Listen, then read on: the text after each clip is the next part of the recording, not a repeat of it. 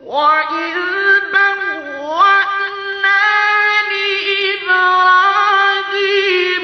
مَكَانَ الْبَيْتِ أَلَّا تُشْرِكْ بِي شَيْئًا وَطَهِّرْ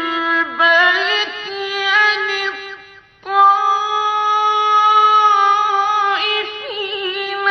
وَالْقَائِمِينَ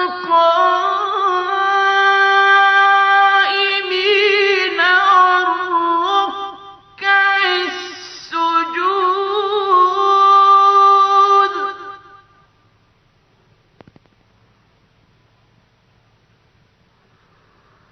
وَأَذِّن فِي النَّاسِ بِالْحَجِّ يَأْتُوكَ رِجَالًا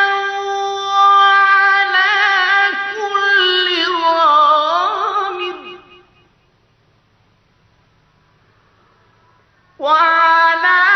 كُلِّ ضَامِرٍ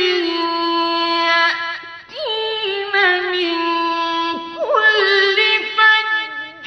عَمِيقٍ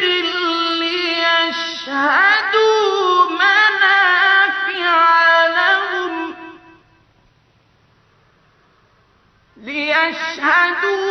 مَنَافِعَ لَهُمْ وَيَذْكُرُوا اسْمَ اللَّهِ فِي أَيَّامٍ مَّعْلُومَاتٍ عَلَىٰ مَا رَزَقَهُم مِّن بَهِيمَةِ الْأَنْعَامِ ۖ